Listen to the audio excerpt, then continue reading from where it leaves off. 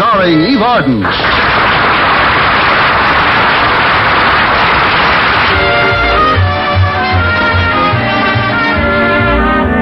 In the year she has been teaching English at Madison High, our Miss Brooks has learned a few cardinal rules concerning her principal, Mr. Conklin. One was to be punctual always. Another was to be agreeable at all times. And a third was, never cross your principal until you came to him. Bearing this in mind, when Mr. Conklin suggested a method a few weeks ago of beating the high price of meat, I listened very carefully. His idea was for a few of us to chip in with him and buy a whole steer and keep it in a frozen food plant. Thus it would make good meat available to us at a reasonable price whenever we wanted it. The scheme sounded feasible, so my landlady, Mrs. Davis, and Mr. Boynton and I joined the Conklins in his project. It worked perfectly until this past week. Thursday morning started out just like any of the others had since Ferdinand had entered our lives. Connie, you've hardly eaten a thing.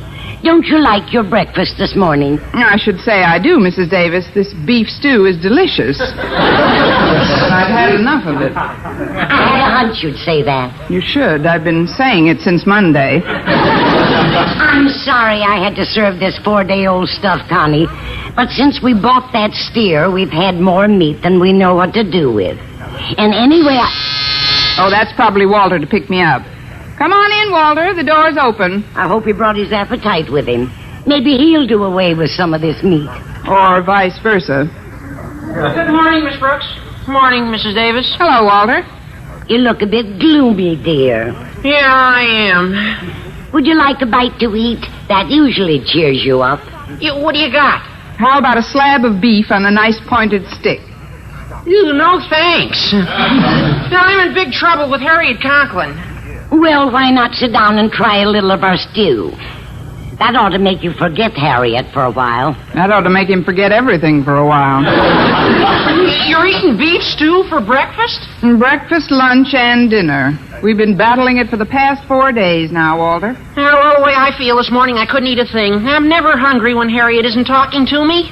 What happened this time? Well, it all started over a little thing at the Conklins last night. I was sitting in the living room with Harriet and Mr. and Mrs. Conklin when suddenly Harriet spied a large insect.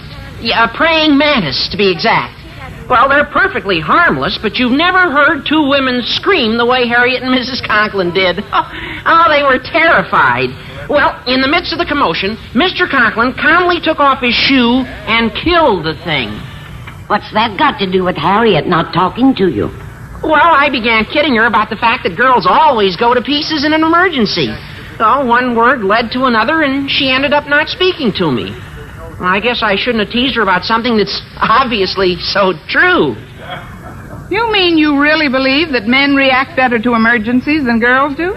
Oh, present company accepted, of course. But then I never think of you as a girl, Miss Brooks. Thanks a million. What I mean is you'd never get into a panic over a little thing like an insect. Of course she wouldn't. Neither of us would. Oh, I know it, Mrs. Davis, but you're different. Oh, for instance, that little mouse running across the floor doesn't bother you two in the least. Mouse! Go on, there, go on, beat it, punch! There, he's gone, Miss Brooks. You can relax. Oh, I'm perfectly relaxed, Walter. I was just a bit startled, that's all. Yeah, I know. You can get down off that chair now. Oh, yes. I'm surprised at you, Connie, climbing up on a chair. Where else could I go? You're on the table. Oh,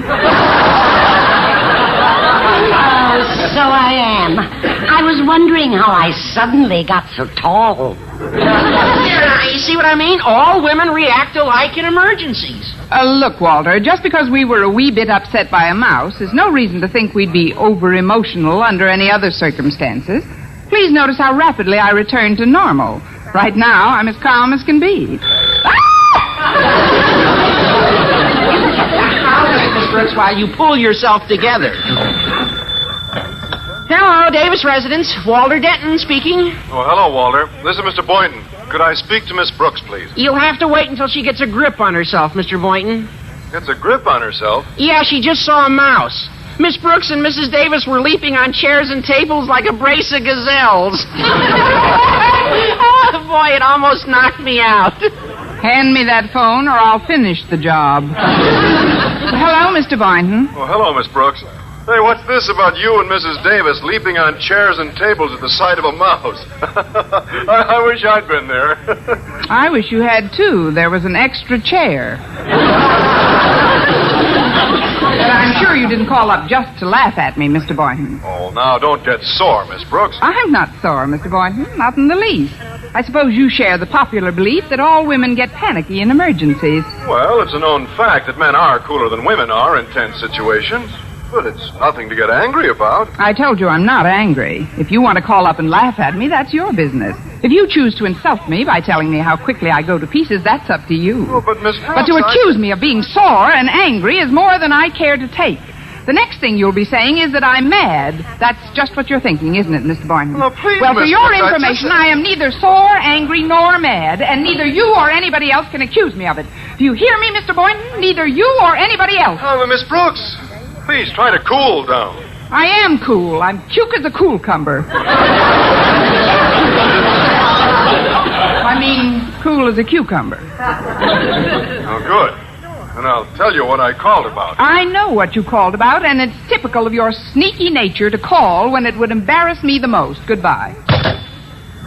My goodness, Connie. You shouldn't have gotten so peeved at Mr. Boynton. Well, I hate being told that men can handle emergencies better than women, Mrs. Davis. I know, but there's nothing you can do about it this minute, dear. Maybe not. But the way I feel now, if a mantis gets in my way today, he'd better pray.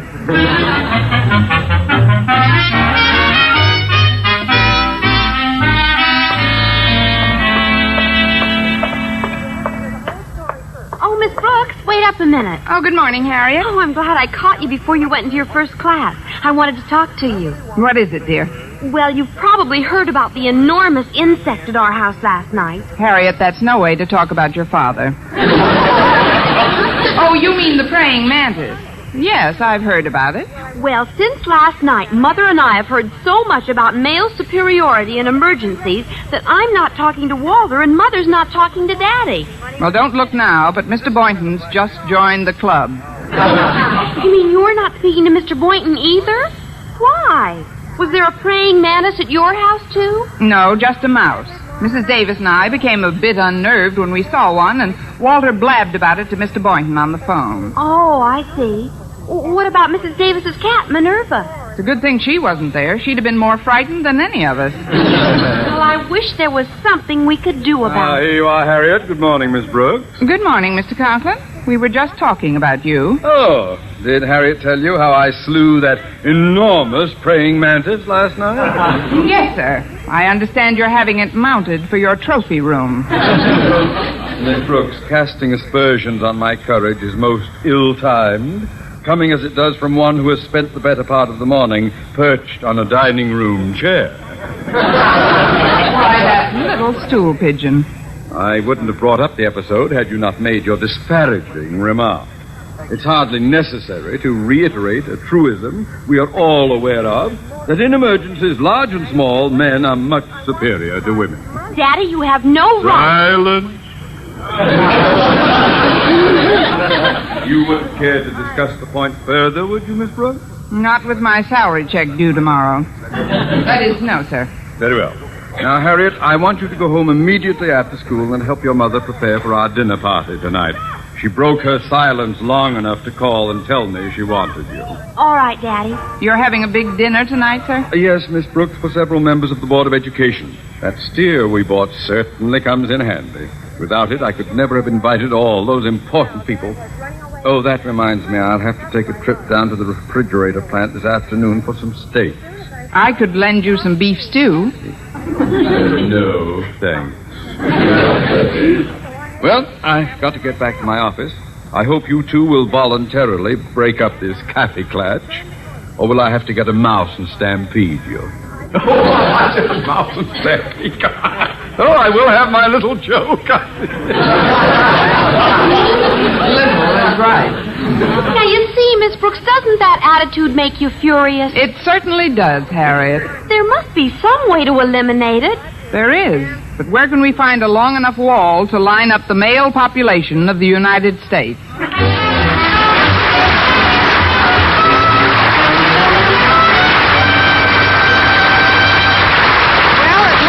I was still quite incensed over Mr. Boynton's attitude toward female inferiority in emergencies.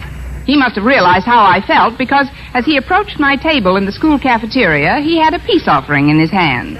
Where some men give their girlfriends flowers or candy after an argument, Mr. Boynton's gift was more original. Here, Miss Brooks, I brought you a plate of noodle soup. Noodle soup? Is this to be construed as a peace feeler, Mr. Boynton? You might say that, yes. Well, it's got a lot of noodles in it. Well, if you think you can bribe me with lavish gifts, you're mistaken. Now, I'll thank you to leave me alone if you have nothing further to say. Oh, but I have, Miss Brooks. Yes? Well, what am I going to do with the soup? Use it as a finger bowl. Jump rope with the noodles. Excuse me, Mr. Boynton. Now, please, Miss Brooks. There's no reason for us to be on the outs like this. Look, do you mind if I sit down for just a minute? There are no reserved seats in the cafeteria, Mr. Boynton, so there's not much I can do about it. Well, I don't know how we got into that argument on the phone in the first place. Now, you see, my folks came into town unexpectedly, and you were the first person I thought of to help entertain them. Your folks? Yes. I called to ask you to play hostess at a little dinner party I'm giving them at my place tonight. Well, that's very flattering, Mr. Boynton. I thought you'd appreciate it. I mean, you've always seemed to like my folks. And, well, now I need your services for something else, too. You want me to cook the dinner? No, Dad's stomach hasn't been too strong lately. Oh, it's not that you aren't a good cook. It's not that I am, either. Well, I'm in kind of a spot, Miss Brooks. I have no meat for the table tonight and no money to buy any. Well, that shouldn't be any problem. Why don't you go down to the refrigeration plant and hack a few yards off the dinosaur of the cattle world? That's just it, Miss Brooks. Mr. Conklin forgot to pay the rent on the frozen food locker, and they told him today that none of us could go near our steer until the rent was paid. He doesn't have the money. You know what this means, Miss Brooks. Vegetarianism is about to get some converts. Look, I'd like to help you out, Mr. Boynton, but I haven't any money either. Oh, I wouldn't ask you for money, Miss Brooks. But I have a little scheme. The scheme? Mr. Conklin, Mrs. Davis, and I are all known at the locker since we've been there many times to pick up meat. But you've never been there, have you? Not so far. Good. Well, just before closing time, there's only one man on duty. Now, if you could act as a sort of decoy and get him away from his desk for 5 minutes, I could sneak into the refrigeration room and get some meat. Now, do you follow me? Yeah, but who have we got in the getaway car, Lefty?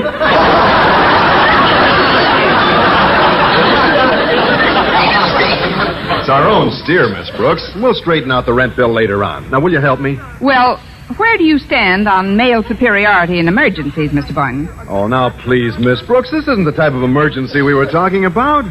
I just meant that women have a tendency to fall apart under pressure. Well, don't look now, but your decoy has just disintegrated. Oh, but Miss Brooks... Sorry, you'll just have to get someone else.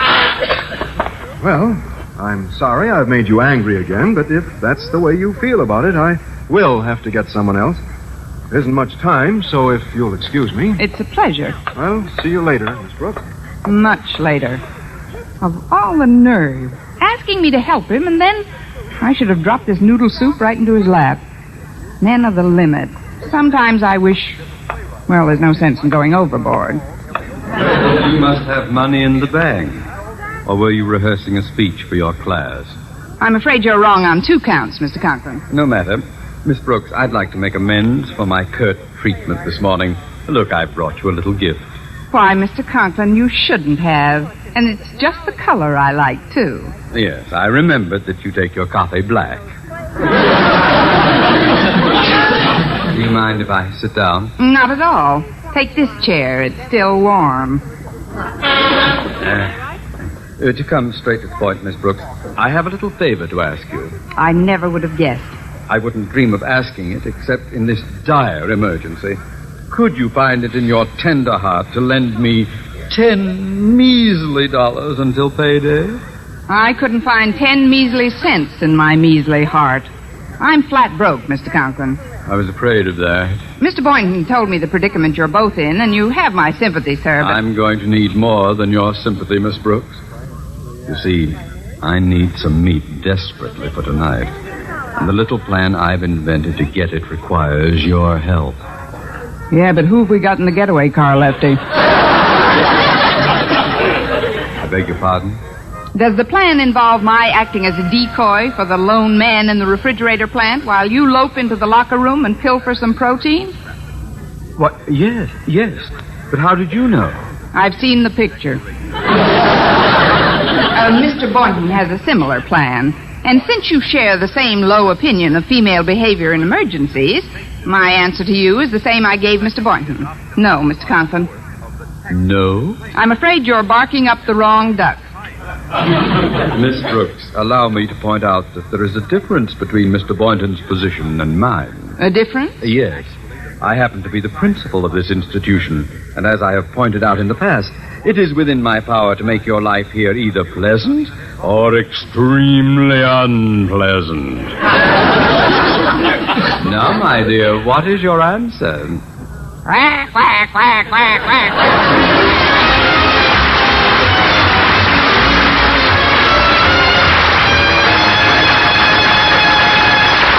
Well, my acting as a decoy for the man in charge of the food locker seemed like the only way Mr. Conklin, or anyone else for that matter, was going to get a whack at our mammoth steer.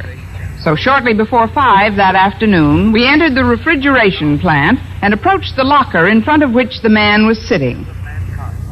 Well, there's the man at that desk, Miss Brooks. Now, we've only got 5 minutes till closing time, so we've got to move fast. Well, I'll take care of him, Mr. Conklin. You just watch for a chance and sneak into the refrigeration room. Right. Good luck, Miss Brooks. Pardon me, sir, but you've got to direct me to the owner of this company at once. I've got to see him immediately. It's urgent. Just a minute, madam. What's the trouble? This is the Premium Meat Company, isn't it? Yes. Then I'd better talk to Mr. Premium. It's an emergency. But there is no Mr. Premium. I'm in charge here, lady. All the others have gone home. Oh, well, then you'd better come immediately. Something terrible has happened. Where? Where? Oh, out front. There's been a dreadful accident. A car just crashed into the back of your delivery truck and ruined the whole thing. A delivery truck? But I didn't hear anything. It was one of those silent, sneaky crashes. Demolished the whole front end of it. The front end? But you said the car crashed into the back of it. What are you, a district attorney or a meat watcher? I'm telling you, it's a mess. You'd better go out and take a look. Well, if it's as bad as you say, there's nothing to be gained by going out now. I might as well wait 5 minutes until closing time. Closing time? Well, that's too late.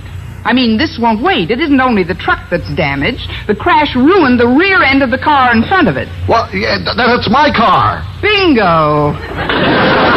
I'd better have a look, although I'm not supposed to leave this desk until closing time. Oh, I'll keep an eye on things for you. Believe me, I'll call you the minute the hamburger gets restless. You just go right ahead. Well, okay. I'll be just a couple of minutes. Now to get to that refrigeration room and give Mr. Conklin a hand. Ooh, it's cold in here. Mr. Conklin? Mr. Conklin, are you in here? Over here, Miss Brooks, in this third row of steers.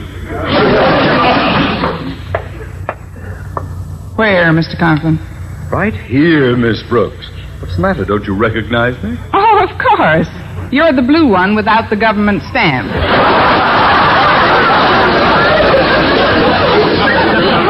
That is, you're not wearing your glasses, Mr. Conklin. I know. It's so confoundedly cold in here, my breath fogged them so I couldn't see. Now, give me a hand with this steer and we'll get out. Well, Miss Brooks, didn't you hear me? You're talking to a leg of lamb. I'm over here. Oh, yes, sure. Well, let's get going. It's so cold I can hardly stand it. Say, our steer hasn't got half as much meat on it as I thought. Please let go of my arm, Mr. Conklin. Sorry. Perhaps I'd better go out. in there? How did he get back so soon? Quiet, Miss Brooks. Just remain perfectly silent. You won't know we're here. Well, now we can talk. Wait a minute. It's 5 o'clock. He's closing for the night. Closing for the night? Come on, Miss Brooks. Hey, there is someone in here. Let us out, I say. Come back. It's no use, Mr. Conklin. The door's so thick he can't hear us. But he's got to hear us. Somebody's got to hear us. We'll freeze to death in here. Now be calm, Mr. Conklin. Be calm, yes. That's it. We've got to do something, Miss Brooks. We'll freeze in here. Why, it won't take an hour, and we'll be as stiff as these steers. And now, Mr. Conklin. I don't want to die. Please, Miss Brooks, don't let me die. I'll do anything you ask, anything. Well, first, brush the sawdust off your knees. But I can't stand this cold. I can't stand it, I tell you. I'm going. I can sense it already. My whole life is beginning to unravel before my eyes. Oh, please, Mr. Conklin, we're not drowning. We're only freezing to death. What am I saying? Oh, but it's true. I can feel the icy hand of the Grim Reaper on my throat. Your tie is caught in the pig's knuckles. Now, look, Mr. Conklin, I'm sure we won't be abandoned in here. Somebody will... What was that? It came from behind that big ham. What big ham? It's me. Who's me? Mr. Boynton. I sneaked in about 5 minutes ago when the refrigerator door was open, and there was no one on guard. Well, Walter came along to help me. Walter? Yeah,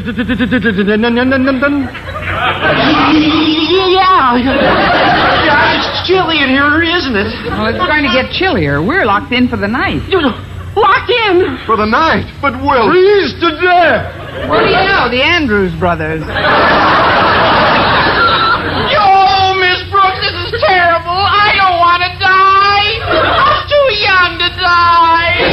I'm too important to die. I'm too useful to die. I'm just decorative myself. You three he-men will stop shivering for a minute. But I can't. I'm afraid. I just want to go. What's that? Oh, the door's opening. This way, madam. Thank heaven they're American.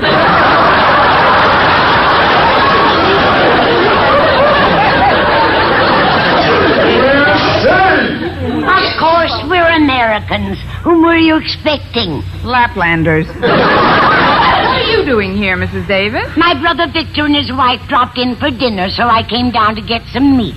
Luckily, I caught this man as he was leaving the building. Yeah, and if she hadn't paid part of the rent you owe on your locker, she never would have gotten in. Oh, what a break. It was extremely fortunate for all of us that you got here, Margaret. Especially for me. I certainly exploded the myth of male superiority in emergencies. Oh, I don't know. We weren't that panicky, Miss Brooks. You weren't, huh? Well, do you know something, Mr. Boynton? What? After seeing you three in action, I'll never be afraid of any other mice again.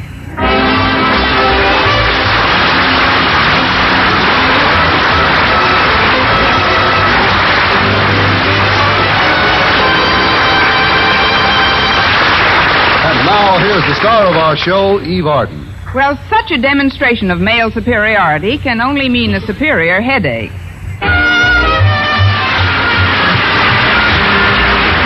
Brooks, starring Eve Arden, transcribed, was produced and directed by Larry Burns, written by Arthur Oldsberg and Al Lewis, with the music of Lud Gluskin. Mr. Conklin was played by Gail Gordon. Others in tonight's cast were Jane Morgan, Dick Crenna, Bob Rockwell, Gloria McMillan, and Joel Samuel.